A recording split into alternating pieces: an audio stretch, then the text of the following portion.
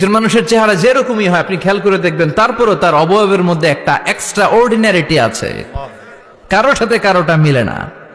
সুবহানাল্লাহ পড়েন। এজন্য প্রতিদিন স্ত্রীরে বলবেন, স্ত্রী তুমি সুন্দরী, তুমি অনন্যা, তোমার চাইতে সুন্দরী গোটা বিশ্বে কেউ নাই। কইবেন না? মুরব্বীরা কয় না, কইতাম না, আগে কয়ে ফেলাইছি। এগুলো বলবেন, এগুলো বললে স্বামী স্ত্রীর মধ্যে ভালোবাসা বাড়ায় দিবে কে? আল্লাহ। আমি প্রায় এগুলো বলি, উৎসাহিত করি যে স্বামী স্ত্রীর মধ্যে যে ভালোবাসাটা, এটা পবিত্র, এটা জান্নাতি। এই ভালোবাসা জান্নাতে শুরু হয়েছিল সাইয়েদনা আদম আর হাওয়ার মধ্য দিয়ে। চিল্লা এখন ঠিক কিনা?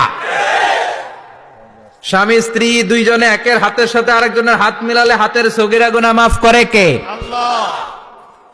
স্ত্রীর চেহারার দিকে নজর করে তাকালে চোখের গুনাহ মাফ করে দেয় কে? আল্লাহ। স্ত্রীর জন্য প্রতি মাসে যে খরচ দেন, এই টাকাগুলো সদকা দেওয়ার সওয়াব আছে না নাই? আছে।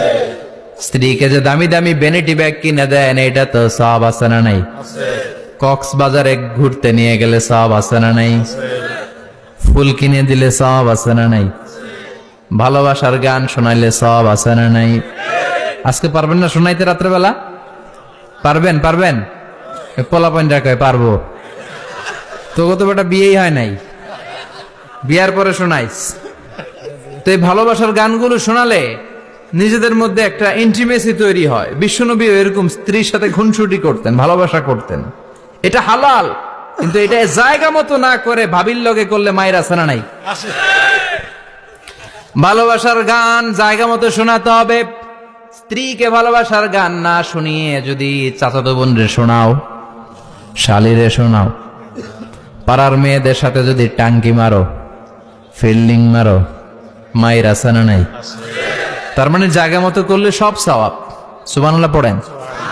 আর বিয়েটারে সহজ করে দিবেন। আমি তো সব জায়গায় বলি বিয়েটাকে সহজ করে দেন, আমরা বিয়েটারে কঠিন করে ফেলছি।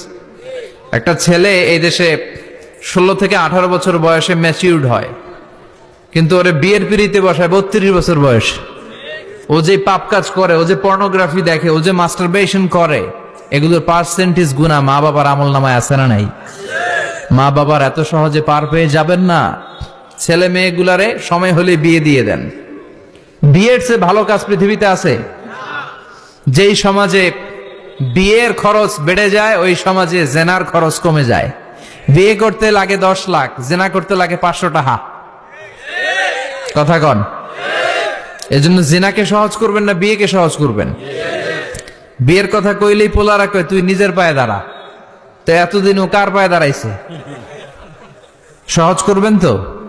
এরপর আল্লাহ বললেন, আমি মানুষকে শুধু আশরাফুল মাখলুকাতি বানাই নাই, আমার খলিফাই বানাই নাই। মানুষের চেহারাটা শুধু আমি সুন্দর করে দেই নাই, গোটা বিশ্বের মধ্যে মানুষকে আমি সবচাইতে শক্তিশালী করেছি। সবচেয়ে শক্তিশালী কে? মানুষ। চিল্লায় বলেন শক্তিশালী কে? আল্লাহ যখন পৃথিবী বানালেন, মুসনাদে আহমদ ইবনে হাম্বলের বর্ণনা, পৃথিবী কাঁপাকাঁপি শুরু করলো। খালি কাঁপে, খালি কাঁপে। পৃথিবীর কাঁপাকাঁপি বন্ধ করার জন্য আল্লাহ পৃথিবীর মধ্যে 7টা টেকটনিক প্লেট বসিয়ে দিলেন।